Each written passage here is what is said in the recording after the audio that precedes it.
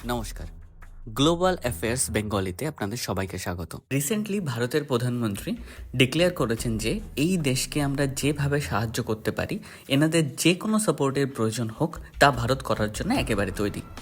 এখানে আপনারা আর্টিকেল দেখতে পাবেন, India ready to offer all possible support, এটা বলেছেন ভারতীয় পিএম নরেন্দ্র মোদী। এই দেশের পরিস্থিতি এমন যে এখানে 2000-এর ওপরে মানুষ জীবন্ত মাটি চাপা পড়েছে। এখনও এটা জানা যায়নি যে এদের মধ্যে কতজন বেঁচে আছেন। এটা একটা ভীষণই মর্মাহত ঘটনা, যা নিয়ে সারা বিশ্বে আলোচনা চলছে। আমরা এখানে কথা বলছি পিএনজি অর্থাৎ পাপুয়া নিউ গিনির। এর সম্পর্কে আপনারা অবশ্যই শুনেছেন, যে দেশ ইন্ডিয়াকে রিসেন্ট কয়েক বছর ধরে বিশ্বমঞ্চে প্রচুর রেসপেক্ট দিয়েছে। আজ থেকে কয়েক মাস আগে প্রধানমন্ত্রী নরেন্দ্র মোদী যখন পাপুয়া নিউগিনিতে যান, তখন সেখানকার প্রধানমন্ত্রী শুধু তাকে এয়ারপোর্টে রিসিভই করতে আসেননি, সেখানে দাঁড়িয়ে পায়ে হাত দিয়ে প্রণামও করেছিলেন। এই নিউজ সারা বিশ্বে ভাইরাল হয়েছিল।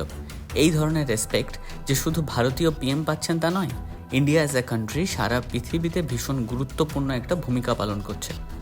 সেই কারণে পাপুয়া নিউগিনির পিএম এইভাবে রিসিভ করেন ভারতীয় পিএমকে। শুধু এটাই নয়, এরপর নরেন্দ্র মোদীকে পাপুয়া নিউগিনির হায়েস্ট সিভিলিয়ান অ্যাওয়ার্ড সম্মানে ভূষিত করা হয়। রিসেন্ট টাইমে পাপুয়া নিউগিনি ভারতের একটি ফ্রেন্ডলি কান্ট্রিতে পরিণত হয়েছে। চলুন ম্যাপটা একবার দেখে নেওয়া যাক। এই হচ্ছে আমাদের ইন্ডিয়া, আর এটা হচ্ছে পাপুয়া নিউগিনি।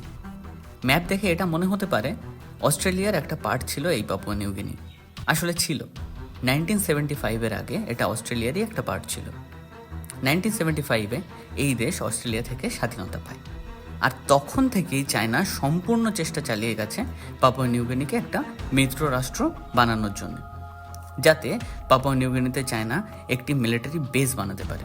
এর ফলে ভারত ও প্রশান্ত মহাসাগরের মাঝখানে চায়না ইউএসএ ও ইন্ডিয়া থেকে অনেক বেশি অ্যাডভান্টেজ পায়। আর চায়নাকেই কাউন্টার করার জন্য পিএম মোদি ও জো বাইডেন মিলে পাপুয়া নিউগিনি একসঙ্গে যাওয়ার প্ল্যান করেন। এই ব্যাপারে সারা দেশে নিউজ পেপার ছেপে গেছিল। পাপুয়া নিউগিনি সম্পূর্ণ তৈরি ছিল পিএম মোদি ও প্রেসিডেন্ট বাইডেনকে ওয়েলকাম করার জন্য, কিন্তু লাস্ট মিনিটে প্রেসিডেন্ট বাইডেন ট্রিপ ক্যান্সেল করেন। এই কারণে পাপুয়া নিউগিনির পিএম এইভাবে পিএম মোদিকে প্রণাম করেন এবং বলেন যে থ্যাঙ্কফুলি আপনি ভিজিট ক্যান্সেল করেননি। আর বাইডেন রিসেন্টলি পাপুয়া নিউগিনির ব্যাপারে ভীষণ একটা রেসিস্ট কমেন্ট করেন, বলেন যে ক্যানিবালিজম এখানে চলে। ক্যানিবালিজম অর্থাৎ মানুষের মাংস খাওয়া হয়।